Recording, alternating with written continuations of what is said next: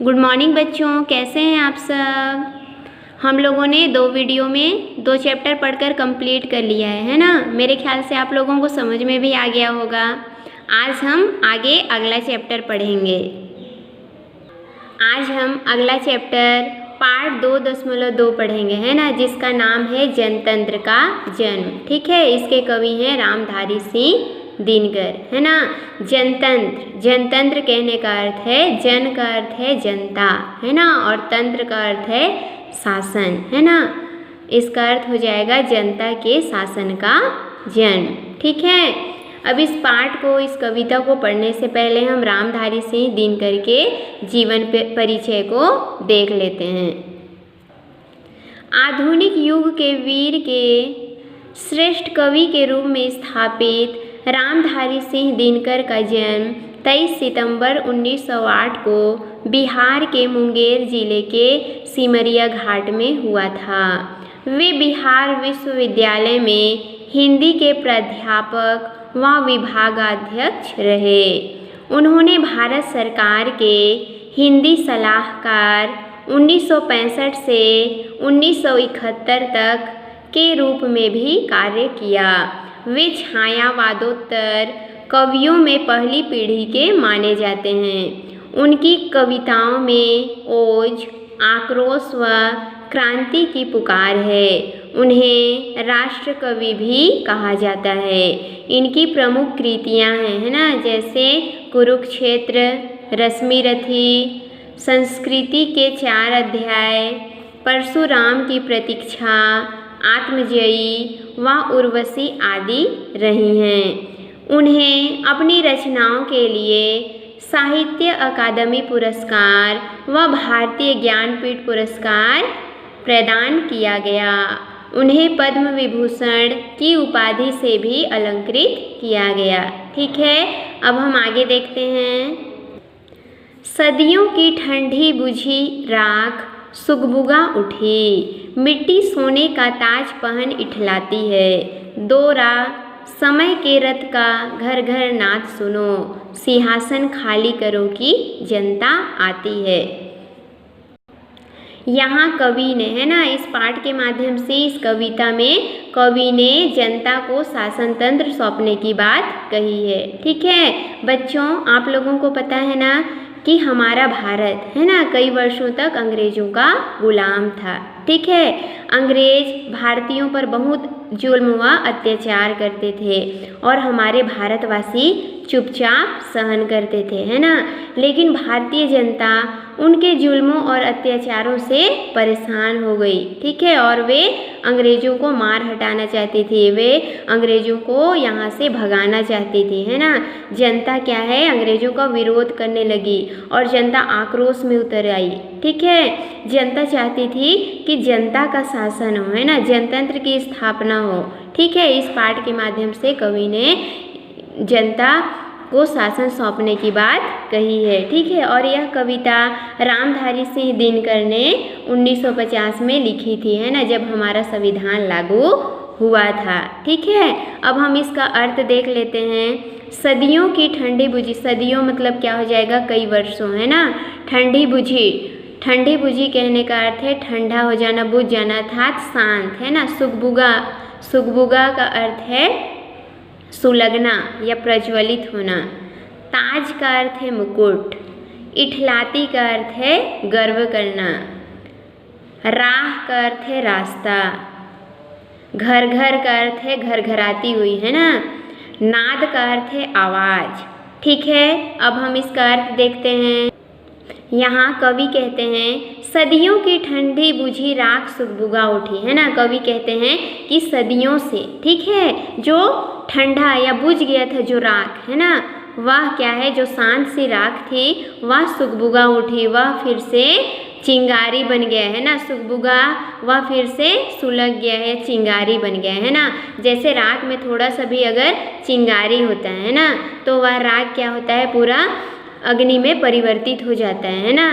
इसी प्रकार से कवि यहाँ कह रहे हैं। ठीक है, सदियों की ठंडी बुझी राख सुगबुगा उठी। कवि कहते हैं कि सदियों से, है ना, पराधीन रहने के कारण हमारे भारतीयों के हृदय में, है ना, जो शांत सी बुझ गई थी, है ना, जो शांत सी स्वतंत्रता की चिंगारी थी, है ना, वह अब पुनः प्रज्वलित हो गई है, या वह पुनः जो चिंगारी है वह फिर से सुलग गई है। मिट्टी सोने का ताज पहन इठलाती है। मिट्टी यहाँ की, है ना, भारत की मिट्टी सोने का मुकुट पहनकर गर्व कर रही है। दोरा समय के रथ का घर घर नाच सुनो। दोरा मतलब रास्ता दो, है ना, रास्ता छोड़ दो। समय के रथ का घर घर नाच सुनो। समय रूपी जो आवाज़ है ना, उसकी घर घर आती हुई आवाज़ को सुनो, है ना। यहाँ कवि कहते हैं कि जनता, है ना, जनता आज़ादी के लिए समय रूपी रथ पर, है ना,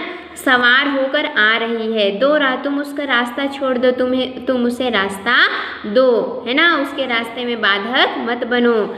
सिंहासन खाली करो कि जनता आती है। तुम सिंहासन को, हे शासकों, तुम सिंहासन को खाली करो, जनता आ रही है ना, या जनतंत्र की स्थापना करने दो। ठीक है, आगे देखें। जनता, हाँ, मिट्टी की अबोध मूर्तें वहीं, जाड़े पाले की कसक सदा सहने वाली। जब अंग अंग में लगे सांप हो चूस रहे, तब भी न कभी मुंह खोल दर्द सहने वाली। पहले हम कठिन शब्दों के अर्थ को देख लेते हैं, है ना। जैसे अबोध का अर्थ है अज्ञान या मूर्ख, ठीक है। जाड़े पाले कहने का अर्थ है जाड़ा, पाला, है ना, ठंडा, पाला, ठीक है। कसक का अर्थ है पीड़ा, सदा, सदैव, है ना। अब इसका अर्थ देख लेते हैं। कवि कहते हैं, है ना, जनता, हाँ, कवि कहते हैं कि ये वही जनता है ना। हाँ, मिट्टी की अबोध मूर्तें वही, जो मिट्टी की अज्ञान मूर्त के समान बनी हुई है ना। कवि का कहने का अर्थ है कि जो भारत की जनता है ना, वह मिट्टी की अज्ञान मूर्त के समान है।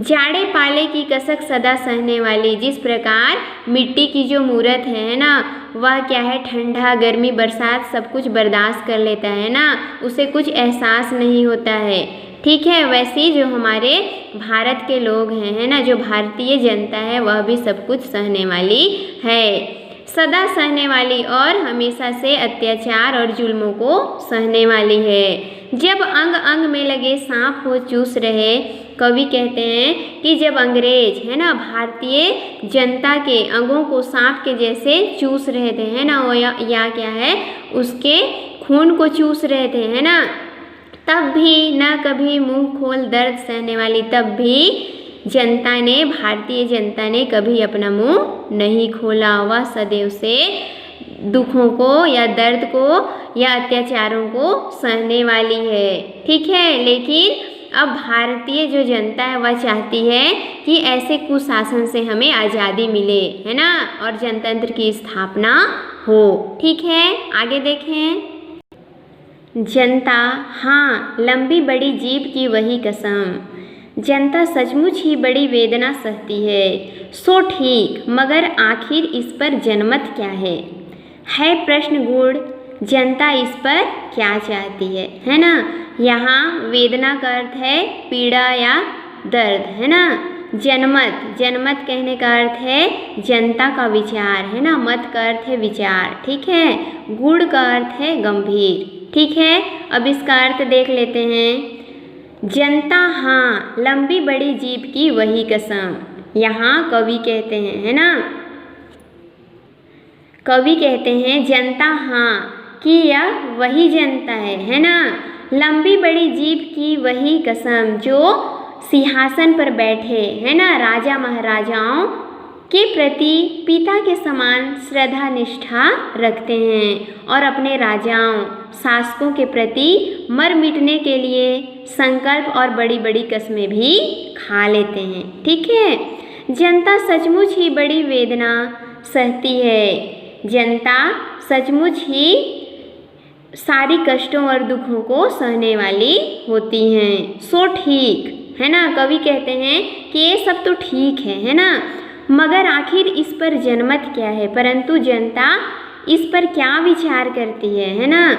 आखिर इस पर जनमत क्या है, आखिर इस पर जनता क्या विचार करती है, जनता की राय क्या है ना। है प्रश्न गुण या क्या है, बहुत गंभीर प्रश्न है। जनता इस पर क्या कहती है, कि जनता इस पर क्या कहती है, जनता की राय क्या है, जनता आखिर में चाहती क्या है। ठीक है, आगे देखें। मानो जनता हो फूल जिसे एहसास नहीं, जब चाहो तभी उतार सजा लो दोनों में, अथवा कोई दूध मुही जिसे बहलाने के जंतर मंतर सीमित हो चार खिलौनों में। यहाँ दूध मुही का अर्थ हो जाएगा दूध पीता हुआ बच्चा, है ना। जंतर मंतर कहने का अर्थ है तंत्र मंत्र या जादू टोना। ठीक है, अब इसका अर्थ देखते हैं।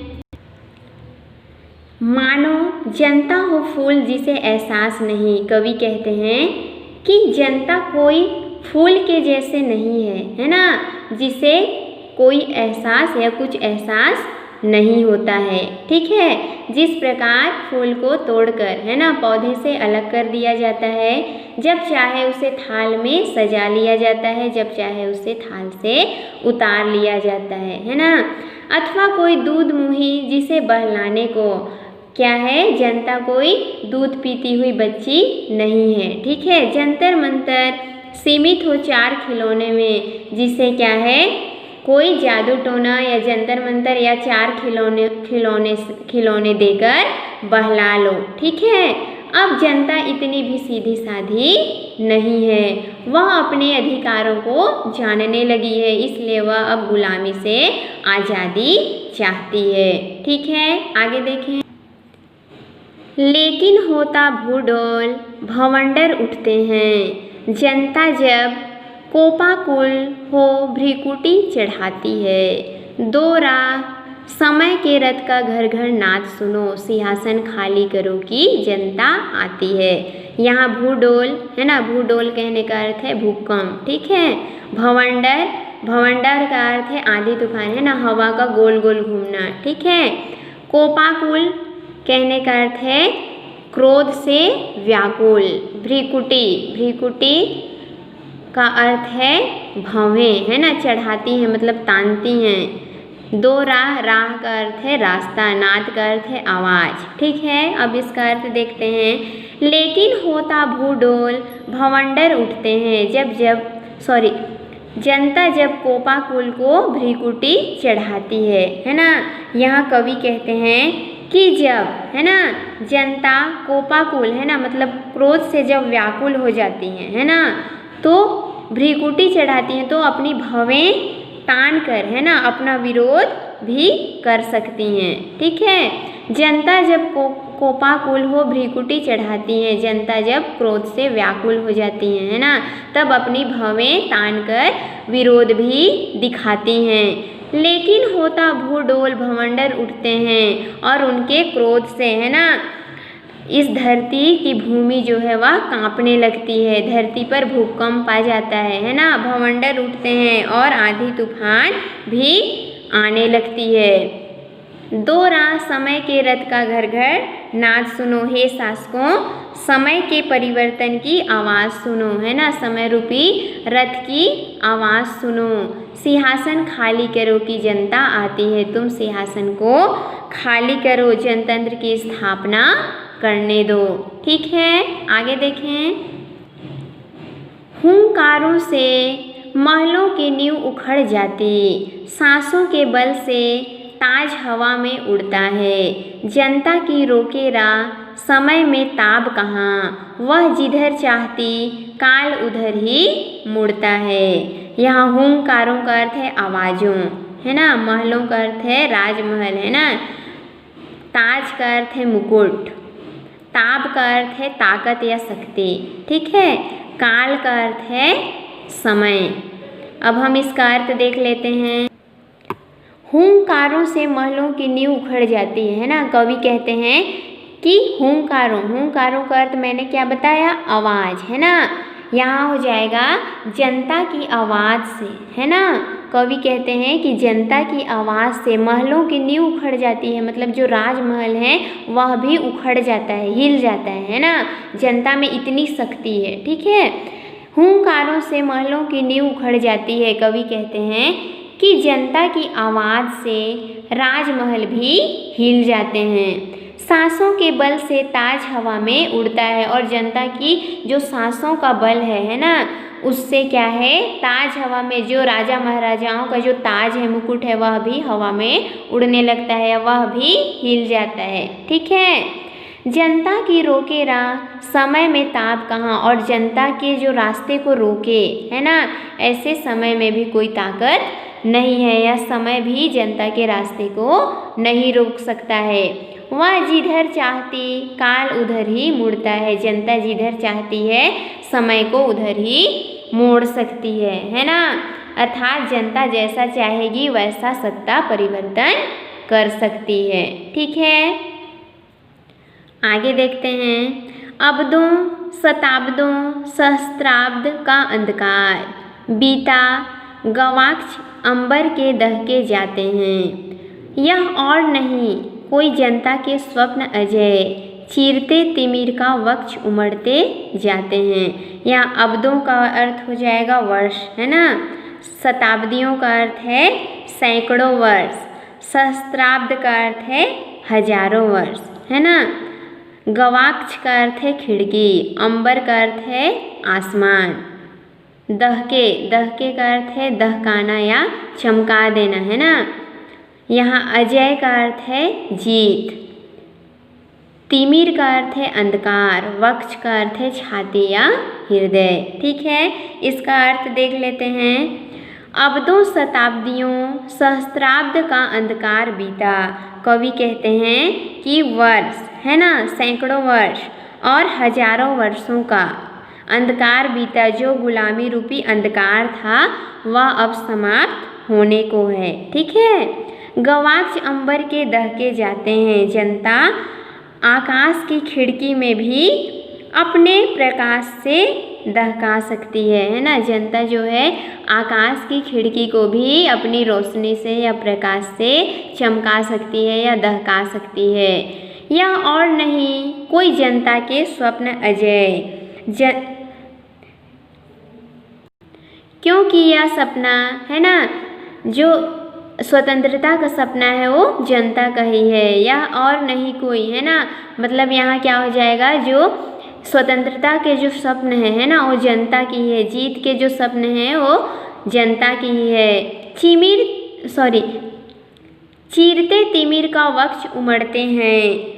जनता क्या है, अंधकार रूपी, है ना। तिमिर का अर्थ है अंधकार। अंधकार रूपी हृदय को या छाती को, है ना। अंधकार रूपी जो गुलामी का जो अंधकार है उसके हृदय को चीरते हुए, उसके छाती को चीरते हुए उमड़ते जाते हैं, अर्थात आगे बढ़ रहे हैं, है ना। आगे बढ़ते जा रहे हैं, अर्थात आज़ादी की ओर आगे बढ़ रहे हैं। ठीक है। आगे देखें। सबसे विराट जनतंत्र जगत का आ पहुँचा। 33 कोटि हित सिंहासन तैयार करो। अभिषेक आज राजा का नहीं प्रजा का है। 33 कोटि जनता के सिर पर मुकुट धरो। यहाँ विराट का अर्थ है सबसे विशाल, है ना। जगत का अर्थ है संसार। 33 कोटि हित कहने का अर्थ है 33 करोड़ जनता। ठीक है। अभिषेक का अर्थ है तिलक। ठीक है। आगे देखते हैं।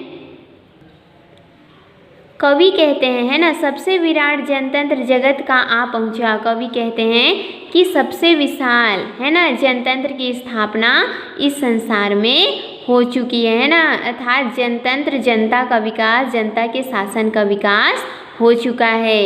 33 कोटि हित सिंहासन तैयार करो। और 33 करोड़ लोगों के लिए, है ना, 33 करोड़ लोगों के लिए, जनता के लिए सिंहासन तैयार करो। यहाँ पे 33 करोड़ इसलिए बोला गया है क्योंकि जब रामधारी सिंह दिनकर ने, है ना, इस कविता की जब रचना की थी, है ना, उस समय जो भारत की आबादी थी वह 33 करोड़ थी, है ना।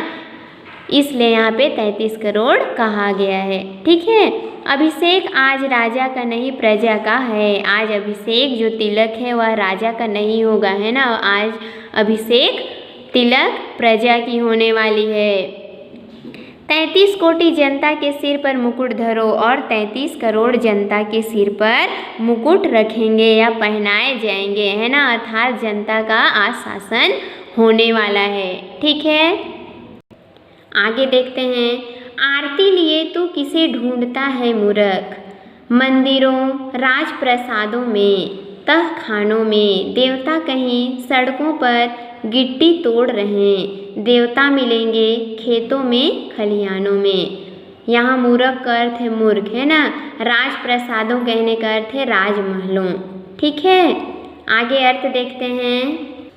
कवि कहते हैं, है ना, आरती लिए तू किसे ढूंढता है मूर्ख, मंदिरों राजप्रसादों में तहखानों में। कवि कहते हैं कि जिस देवता को, है ना, तुम आरती का थाल लिए, ठीक है, मंदिर महलों और तहखानों में ढूंढ रहे हो। ठीक है, देवता कहीं सड़कों पर गिट्टी तोड़ रहे देवता मिलेंगे। वे देवता जो हैं वे हमारे मजदूर हैं, है ना, जो सड़कों पर, है ना, गिट्टी तोड़ रहे हैं अथवा खेतों में खलिहानों में अथवा क्या है खेत या खलिहान में काम करते हुए हमें मिलेंगे। यहाँ कवि ने देवता मजदूरों को, जनता को, जो आम जन है मजदूर है, उनको बताया गया है। ठीक है, आगे देखें। फावड़े और हल राजदंड बनने को हैं, धूसरता सोने से श्रृंगार सजाती है, दोरा समय के रथ का घर घर नाच सुनो, सिंहासन खाली करो की जनता आती है। यहाँ राजदंड कहने का अर्थ है राजा के द्वारा दिया हुआ सजा या दंड, है ना, लेकिन यहाँ इसका अर्थ महत्व हो जाएगा, है ना। धूसरता का अर्थ है धूल से सना हुआ या मटमैला। ठीक है, अब हम इसका अर्थ देख लेते हैं। फावड़े और हल राजदंड बनने को हैं। कवि कहते हैं कि राज्य में, है ना, फावड़े मतलब समझते हो, जो गांव में जो कोड़ी होता है ना, जिससे मजदूर लोग काम करते हैं, है ना, देखे हो आप लोग। फावड़े और हल राजदंड बनने को हैं। कवि कहते हैं कि राज्य में, है ना, फावड़े और हल का महत्व बढ़ने वाला है। ठीक है, अर्थात फावड़े चलाने वाला जो मजदूर है ना, और हल चलाने वाले किसान इस धरती के महत्वपूर्ण लोग हैं। ठीक है, धूसरता सोने से श्रृंगार सजाती है, जो खेतों में हल चलाकर अन्न उपजाता है और अपने आप को, है ना, जो किसान है वो अपने आप को धूल से सना होने के कारण भी सोने से श्रृंगार किया हुआ सा दिखाई देता है ना, सोने का श्रृंगार किया हुआ हो, ऐसा लगता है, ऐसा प्रतीत होता है जैसे उसने सोने का श्रृंगार किया हुआ हो। ठीक है, दोरा समय के रथ का घर घर नाच सुनो, हे शासकों तुम समय रूपी रथ का घर घर आती हुई आवाज़ को सुनो, है ना। जनता जो है वह समय रूपी रथ पर, समय परिवर्तन रूपी रथ पर, है ना, बैठकर सवार होकर आ रही है, तुम उसकी आवाज़ को सुनो। दो राह तुम उसे रास्ता दो, है ना, सिंहासन खाली करो की जनता आती है, तुम सिंहासन को खाली करो, है ना। अब जनता को आने दो, जनतंत्र की स्थापना हमें करने दो। ठीक है बच्चों, आया समझ में? आप लोगों का HW में ये पहला वाला है ना, सदियों की ठंडी बुझी राख सुगबुगा उठी। ठीक है, और आरती लिए तू किसे ढूंढता है मूर्ख, ये दोनों कविता का अर्थ आप लोग लिख करके दिखाओगे। ठीक है, आप लोगों को संदर्भ प्रसंग अर्थ तीनों लिख के दिखाना है, सिर्फ अर्थ ही आप लोग लिख के दिखाते हो, है ना। संदर्भ में क्या हो जाता है, पाठ और लेखक या कवि का नाम। आप लोगों को तो पता है ना, आप लोग पूरा करके दिखाओगे। ठीक है बच्चों, बाय बच्चों।